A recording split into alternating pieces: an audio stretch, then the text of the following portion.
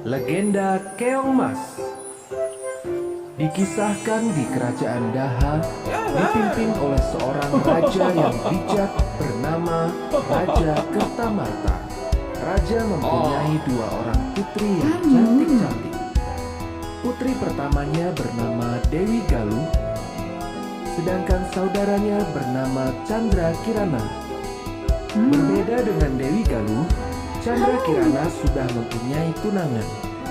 Sang tunangan merupakan putra mahkota dari Kahuripan yang bernama Raden Inu Kertapati.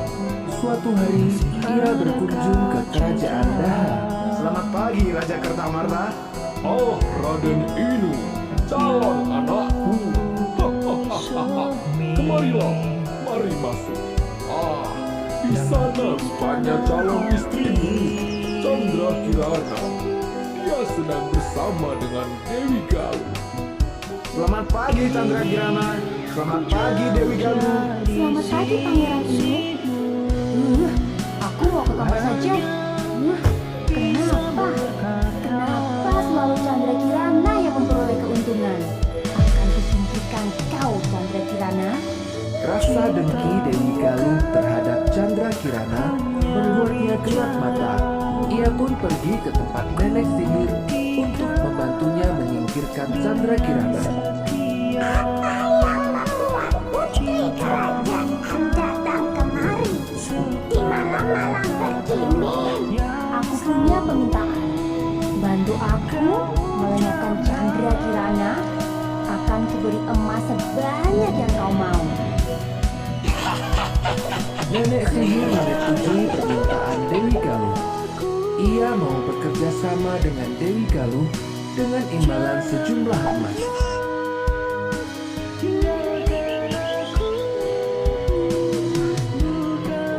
Hei, Chandra Kirana. Oh, hai Kak. Lihatlah kemari. Ini bunga yang dulu kita tanam. Ah, siapa nenek itu, Kak? Kok betul engkau menjadi seekor keong? Tiba-tiba, sekujur tubuh Chandra Kirana diliputi asap tebal. Ketika asap menghilang, terlihat Chandra Kirana telah berubah menjadi seekor keong emas. Kutukan ini akan hilang jika kau bertemu tunanganmu. Sebelum itu terjadi, kuenyahkan dulu kau. Akan kuceritakan pada ayah kalau kau telah menghilang. Kenapa kakak begitu jahat padaku? Apakah aku pernah melukai kakak? Chandra Kirana yang berubah menjadi keong emas pun terbawa arus sungai menjauhi kerajaan Daha. Kemanakah harus ini membawaku pergi? Apa yang... Wow, keong berwarna emas. Belum pernah aku melihat keong seperti ini. Ternyata jaring tersebut milik seorang nenek tua yang sedang mencari ikan. Sang nenek membawa keong emas pulang ke rumahnya. Ia merawat keong emas ke dalam sebuah tempayan.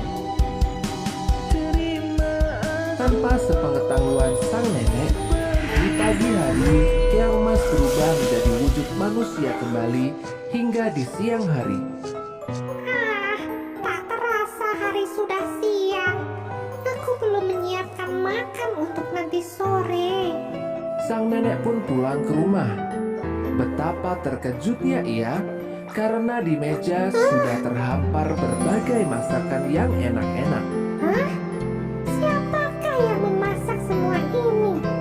Siapa yang menyiapkannya untukku? Paginya, sang nenek kembali ke danau untuk mencari ikan. Lagi-lagi, ketika sang nenek pulang, berbagai masakan telah tersaji di meja makan. Penasaran, sang nenek pun memutuskan untuk pulang lebih awal dari biasanya keesokan harinya. Ia pun mengendap-endap memasuki dapur. Terdengar suara seseorang sedang memasak. Sang nenek terkejut melihat seorang gadis cantik sedang memasak di dapurnya. Siapakah engkau, wahai gadis cantik? Chandra Kirana pun menceritakan semua kepada sang nenek. Ia juga bercerita kalau kutukannya akan hilang sepenuhnya jika ia bertemu dengan tunangannya Raden Inu. Entah kapan kutukan ini akan berakhir, Nak. Sabarlah Nak Kirana, berdoalah terus. Suatu saat doamu pasti akan terkabul.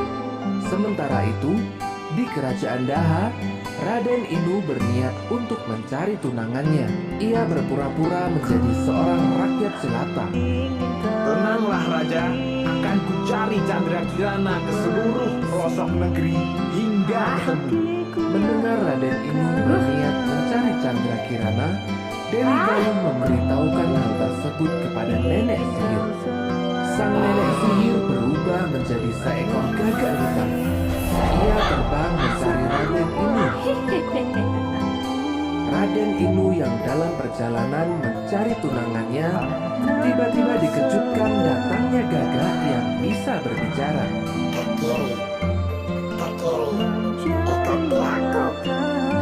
Hah? Gagak itu bisa berbicara? Mungkin ia bisa menjadi petunjuk untuk bertemu dengan Chandra Kirana. Raden Inu pun mengejar gagak tersebut.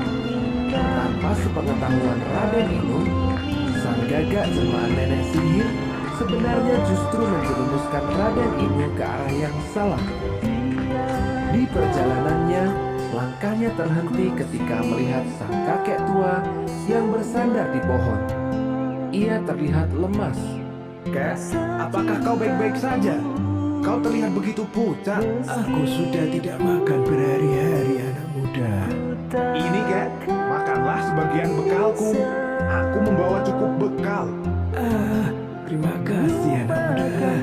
Sembari makan, Raden Inu menceritakan semua kepada sang kakek. Raden Inu juga menceritakan bahwa ia mengikuti gagak yang bisa berbicara tersebut. Tanpa diduga, sang kakek mengayunkan tongkatnya ke arah sang gagak. Gagak pun terjatuh. Gagak yang terjatuh berubah wujud menjadi nenek sihir kembali. Ternyata sang kakek itu adalah orang yang sakti. Ia memberitahu kalau gagak itu jelmaan nenek sihir yang jahat. Ia juga menyuruh Raden Inu untuk mencari Chandra Kirana di desa Dadapan. Sesampainya di desa Dadapan, ia berhenti di sebuah rumah pondok untuk meminta air minum. Ketika hendak meminta air minum, betapa terkejutnya Raden Inu. Ternyata ia berhenti di rumah sang nenek yang merawat keong mas. Chandra Kirana dan sang nenek nampak kaget, sekaligus gembira melihat sosok Raden Inu. Perjumpaan Raden Inu dan Chandra Kirana membuat semua kutukan Chandra Kirana sirna. Mereka kembali ke kerajaan Daha. Chandra Kirana menceritakan semua kepada ayahnya. Takut akan mendapat hukuman, Dewi Galuh segera melarikan diri dari kerajaan Daha dan tak pernah kembali lagi. Akhir cerita, Chandra Kirana dan Raden Inu hidup bahagia bersama. Sang nenek yang telah merawatnya ikut diboyong ke istana.